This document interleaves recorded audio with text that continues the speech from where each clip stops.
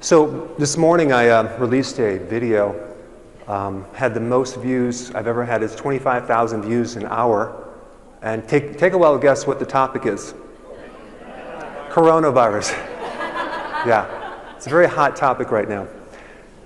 You know, about, I would say, 15 years ago, I was doing talks around the governmental agencies in Washington, D.C., and also ExxonMobil. And they kicked me out. They actually said, you can't talk anymore. I called them up and said, why? They said, well, because you're recommending 45 eggs a day, and that's very bad for the heart. I said, no, I didn't say 45, I said 4 to 5. So they said, oh, okay, you can come back. So sometimes you have to clarify things. So disclosures, no financial ties to pharmaceutical, diagnostic, or medical devices, or food industry. Owner of drberg.com, Dr. Berg Supplements. Authored the Healthy Keto Plan. I organized a summit called the Healthy Keto Summit every year. And my bias is low carb. So today I want to talk about some unique problems that happen in the keto world. I have a large following on social media.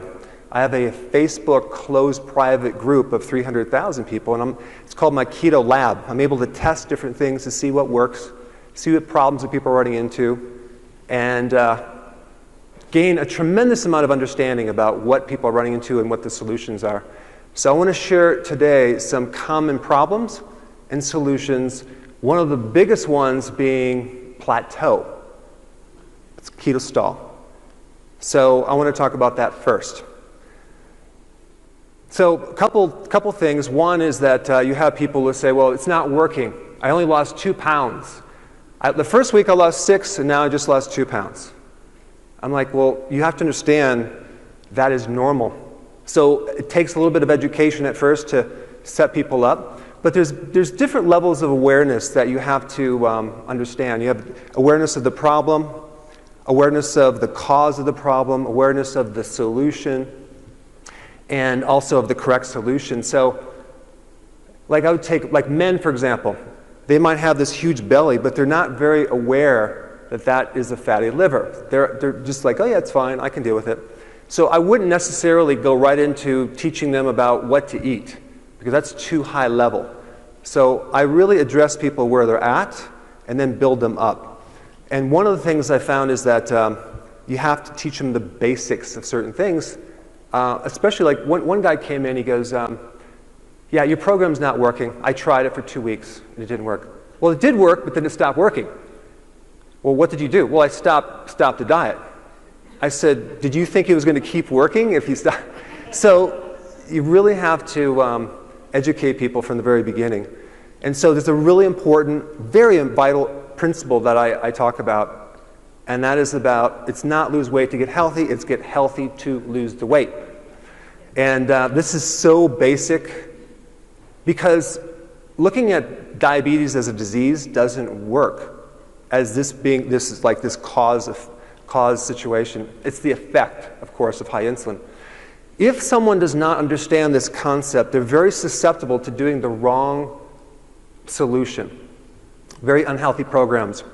Diet, appetite suppressants, low quality products. They try to actually diet to lose weight. How many of you agree that dieting actually destroys your metabolism?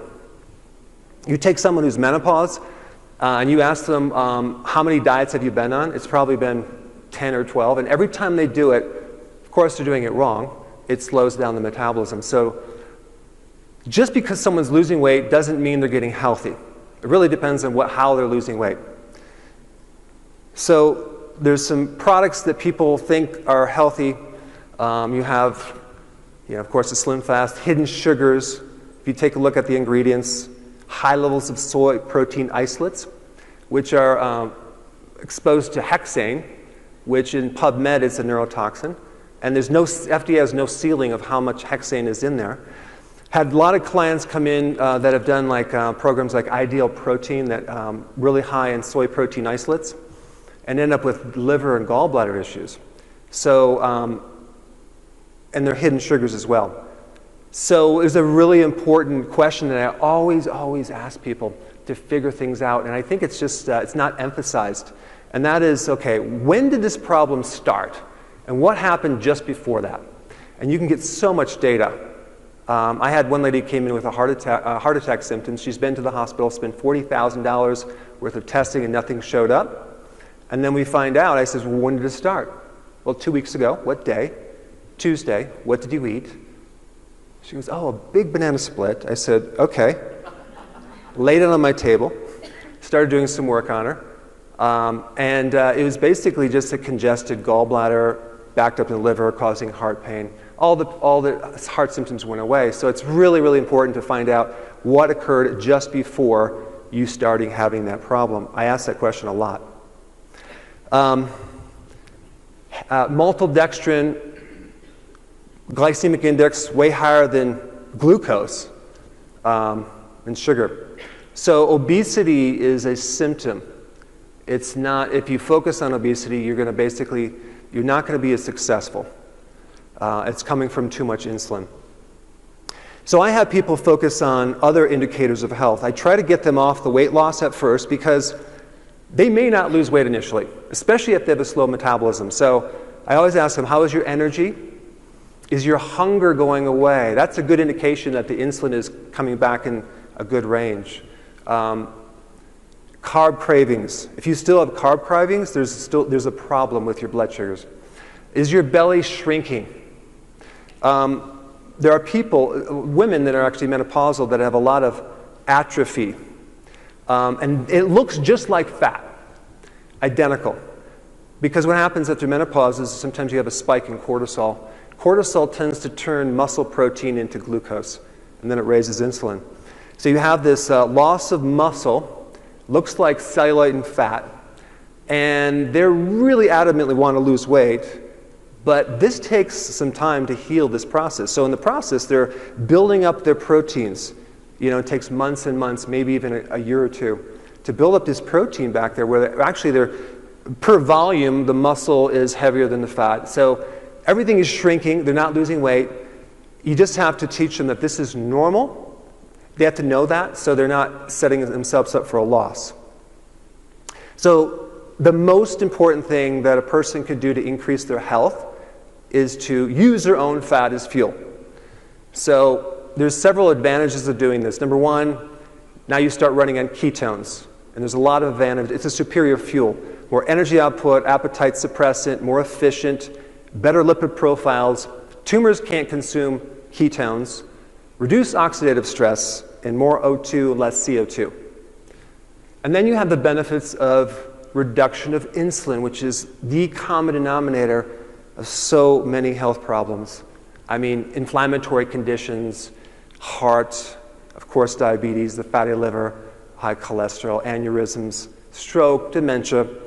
Other than that, it doesn't have any effects. But it's actually pretty connected to everything. So you get to do these two things. You know about the glycemic index, there's actually an insulin index too. How many of you are not familiar with the insulin index? Okay. That's a scale that it's all the non-carbohydrate triggers or the non-carbohydrate influences on insulin.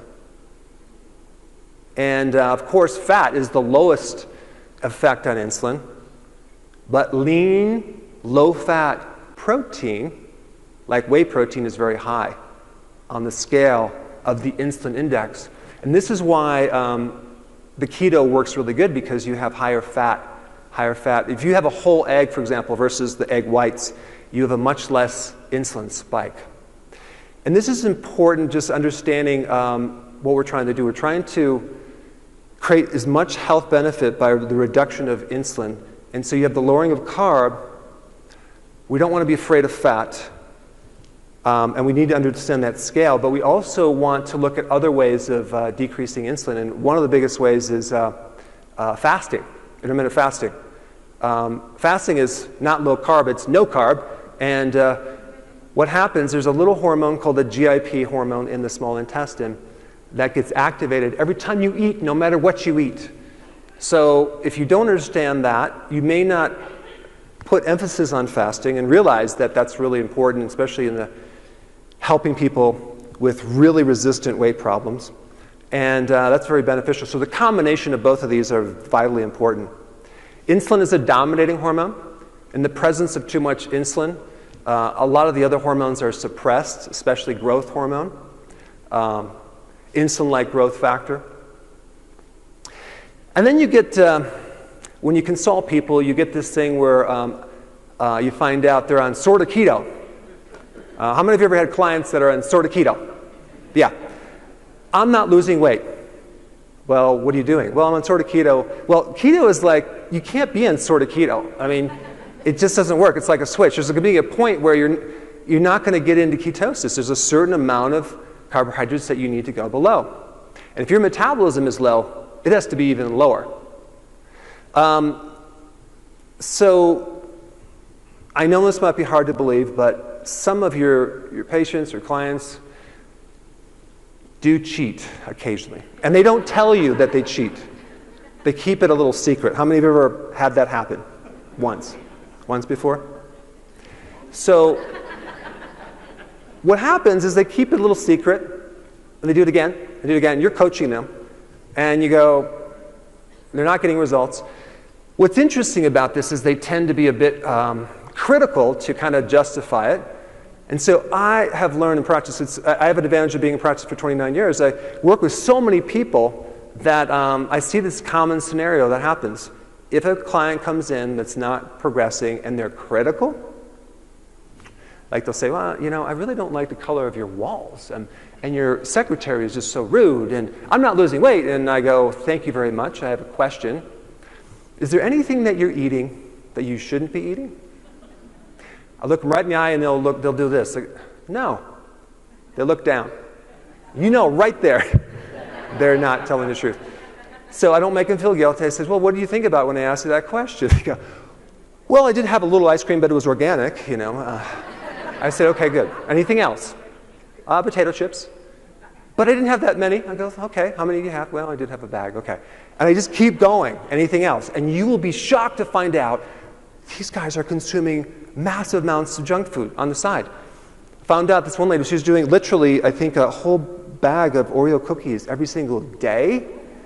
So it's very important, if you're coaching someone, to know that.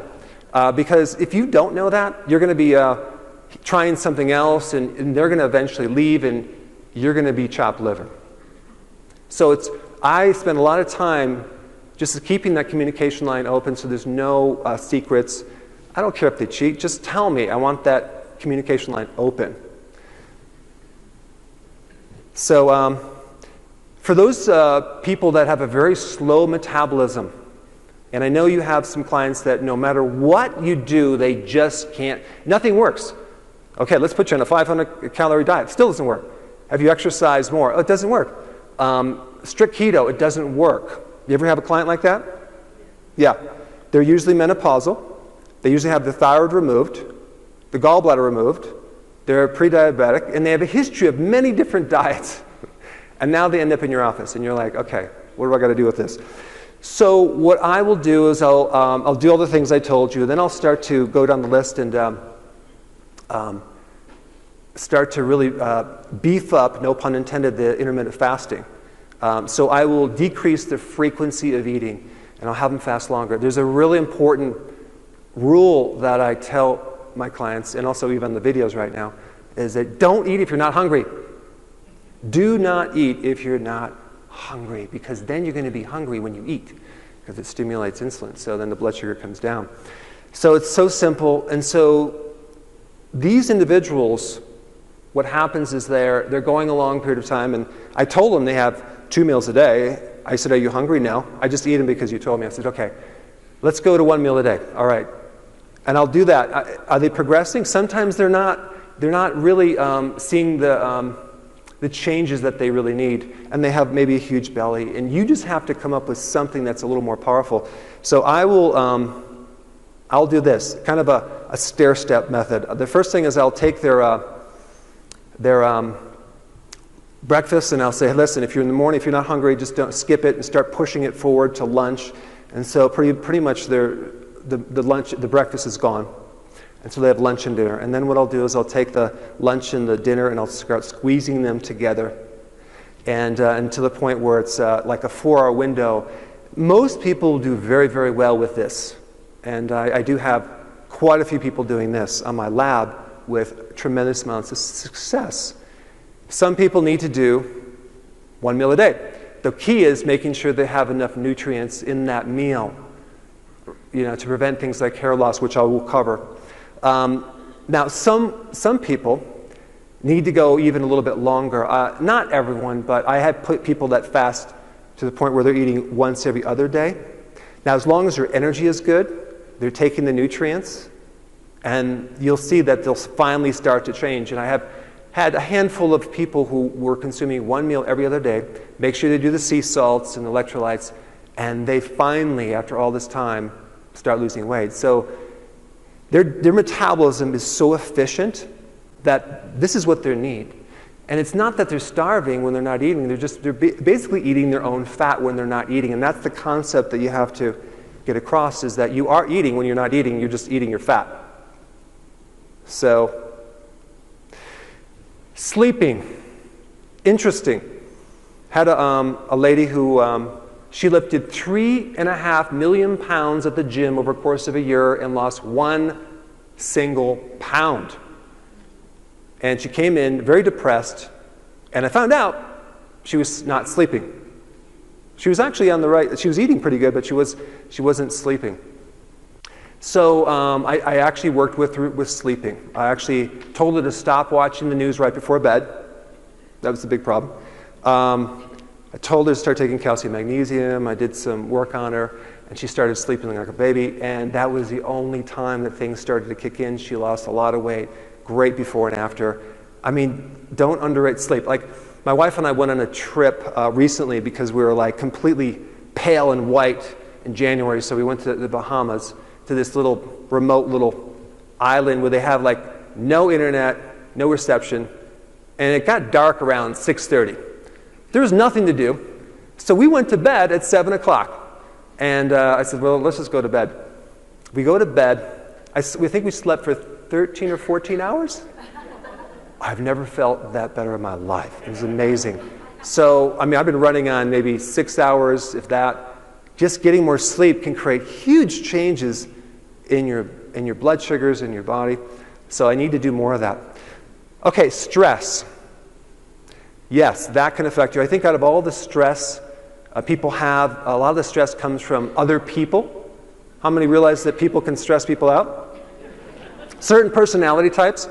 You got the slow drivers that just really jack up my adrenals. They're just driving. And then you have the antagonistic people. But really the worst case is the passive aggressive. The underminers. They're the person they told you they stood up for you, but they actually ruin your reputation. They'll say comments like, well, you've done quite well for your educational level. Like, what? Had this attorney come in to see me. He said, I said, hey, how did you find out about me? He says, well, out of all the quacks, you seem to be the less weird. It was kind of a hint of a compliment, but it was really kind of just taking my wind out. So as a practitioner, you're always going to get a percentage of those people that come in that are just, you don't feel good when you're around them. I screen those out right now. I screen those guys out. And they constantly are nullifying your results. If they get results, it'll be someone else that worked on them, wasn't you. Oh, they'll say comments like, hey, that's a nice sweater. Was that on sale? Like, oh, you got a haircut. Was that at Cheap Cuts? I'm like, so it's just something about them you don't really like. But I do have I finally figured out a way of getting back at these people. Revenge. You want to know how I do it? You can do, but how many of you have clients like this? Yeah, this is what you do. It's a great thing. When they start doing that, all you do is you just look them right on the face, look them really close, and just say, what? What's that? Has that been growing? Has that been growing? You should probably get that checked out. Yeah, get your liver checked out. Because that's what they're doing to you. They're introverting you. You just flip it. They'll be in the bathroom for hours looking at that little speck there and like, oh my gosh, is that the coronavirus? And then just get them out of your space. And But with this attorney that came in, what I did is I said, I knew I did not want to take him on. So I said, I'll tell you what, this is what I want to do. Go up to the front, and I have a bottle of calcium. It's $4. I want you to buy that. Go ahead and try that. If it doesn't work, I can't help you. Never saw him again. So, nice way of getting rid of those guys. But stress is a really, really key thing to, oh my gosh. Exercise, either over-exercising, over-training, or not exercising at all. So regular, consistent exercise creates some really nice effects with a lot of things. Autophagy, the cleaning up of old damaged tissue, protects your immune system, keeps your body full of oxygen. But I had one lady who came in. She was exercising, I'm not kidding, 6 hours a day and no weight loss. 6 hours a day at the gym. So she was overtraining. So I had her, which took a long time to do this, but I got her to exercise like for an hour twice a week. And she started to lose the weight. And it was really a weird brain strain because she didn't realize that the benefit of exercise occurs when you're sleeping 48 hours later, not during the exercise. Exercise is a stress. The benefits are delayed. She didn't understand that. Okay, bloating. So I do recommend vegetables for most people, but if they start bloating, I take them off of it because they might have SIBO, small intestinal bacterial overgrowth. They might not deal with them. And so there's been a handful of people, not the majority, that just can't do well on vegetables. So I will adjust what I do. But I'll tell you why I recommend more vegetables in a bit. But if they're bloating, that can cut down on the weight loss because they're fluid retained. They're just holding the stress in the gut, and that's happened a handful of times. So you want to, just kind of look at that as well. Okay. Next thing is the transitional phase when you're getting into ketosis. There's this thing called keto fatigue. Has anyone ever experienced that? So I had a chance to just work with a lot of people and find out this is mostly potassium deficiency. And when you do keto, you're no longer running on carbs. So you're going to dump a lot of fluid because carbs retain fluid. And with that fluid becomes electrolytes, not just potassium, but sodium. Now, our bodies tend to retain sodium more than potassium. We don't have any mechanism to retain potassium hardly at all. So there's this false information being spread out there that potassium is dangerous on our body. Of course, if you have stage kidney disease, yes. But if you have healthy kidneys, it's not dangerous. In fact, potassium is protective of the kidney. If you want data on that, I have amazing research on that. You can ask me later. But the thing about potassium is out of all the nutrients, we need potassium in large amounts, 4,700 milligrams a day. If you take a look at what you have to eat to consume that, you're going to find out the majority of people are just not consuming enough potassium. So potassium is involved with a lot of things, fluid exchange, energy, it buffers uric acid. It's really an effective thing for blood pressure. Wow, it just brings blood pressure down. There's a lot of data on this. Also, heart rhythm really helps with arrhythmias because it's involved in the pacemaker. Nerve and energy, muscle, making HCl. But the main purpose of potassium is involved in the sodium-potassium pump in the cells. So you have these little pumps on the cell surface that you have 1 billion of them. Let me just go right to that first. Yeah, this is what they look like. They have one purpose, to keep the potassium inside the cell and the sodium outside the cell. To keep this electrical gradient, to keep these two minerals separate. That forms through the help of the insulated wall of that cell. It helps to develop a battery. The body allocates 30% of all of its energy to these pumps.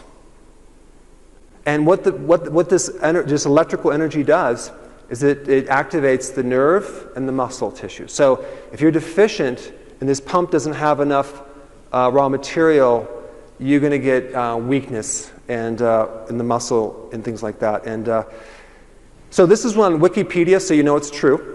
They said it's the causes of hypokalemia, low potassium, is one of the causes is going on a ketogenic diet.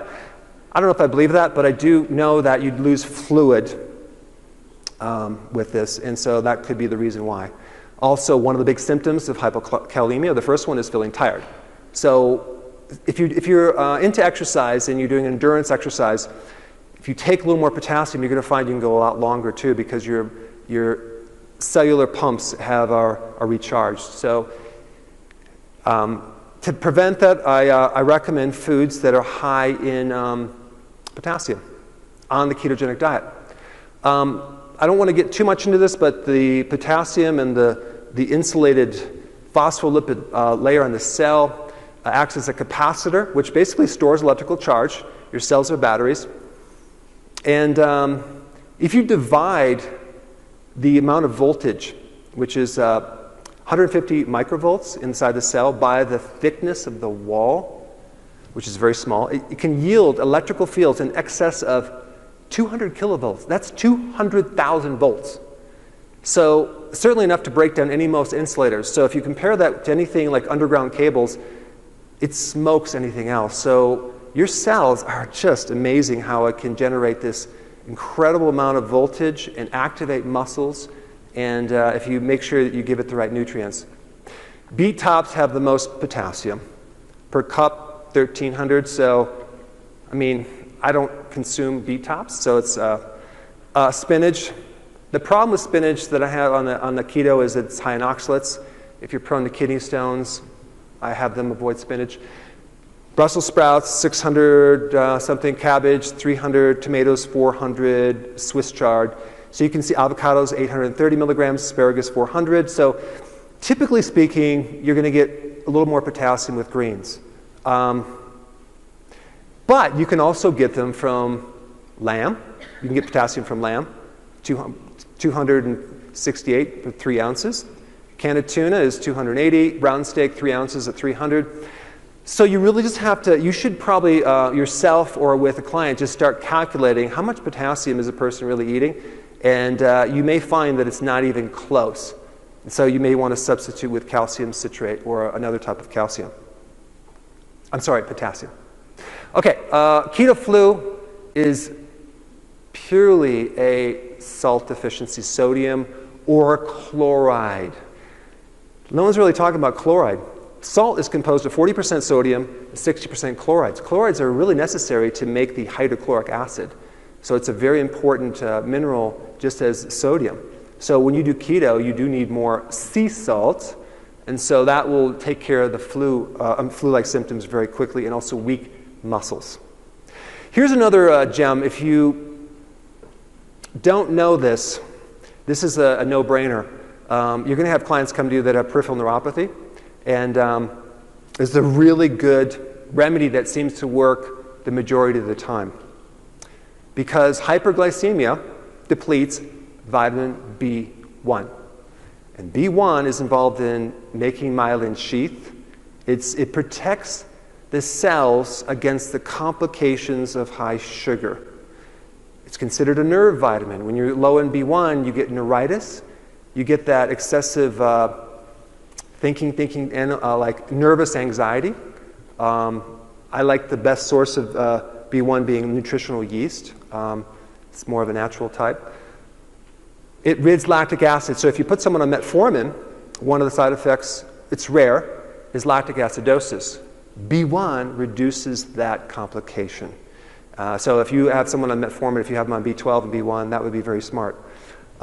It's involved in 4 different steps in the Krebs cycle in the mitochondria and the generation of ATP. So it's like the spark plug that occurs when you have fuel and oxygen coming into that Krebs cycle. And so if you've been on a high-carb diet, you'll deplete B1, And that's when you start getting the complications of diabetes. And mainly it's the destruction of the vascular, the capillary function, the blood flow to the nerve, in the eye, and the nerve, also in the epithelial cells in the heart and the kidney, as well as in the peripheral nerves, not to mention the brain. So benfotiamine, if you've never heard of this, it's a fat-soluble B1. It's a no-brainer. It's quite miraculous, and they made it fat-soluble to penetrate the myelin sheath in the brain. And it can be absorbed, I think it's 7 to 9 times more than water-soluble B1. But it's a really, you just get a bottle of it and have them take, 4 times a day, whatever the recommended dosage is. And it seems to work for peripheral neuropathies. I will say that some people, if it's really bad, it does take months to kick in. Alpha lipoic acid also is good as well. But it reduces the oxidative stress and the complications of diabetes. I have a lot of references if you want it. Hair loss. Okay. So you have sometimes people say, well, keto is very unhealthy because you're going to lose all your hair. Well, that's probably if you're doing it incorrectly. The main thing with the hair loss is you need certain trace minerals, not just for the thyroid, but for the hair directly. So the two trace minerals that seem to work the majority of the time are zinc and selenium. And they both are actually involved in the thyroid. There's biotin is another really good one as well. If someone has gut issues, it could be the reason why your body makes biotin. So it could be either that you don't have the friendly bacteria to make biotin, or you have gut damage that you're not able to absorb that biotin. So sometimes I'll give people biotin in higher amounts to kick in the hair. But zinc is a really important thing. So what I do is I make sure that they do what's called a healthy version of keto, which is high-density nutrient foods, especially the trace minerals, and that would be the shellfish.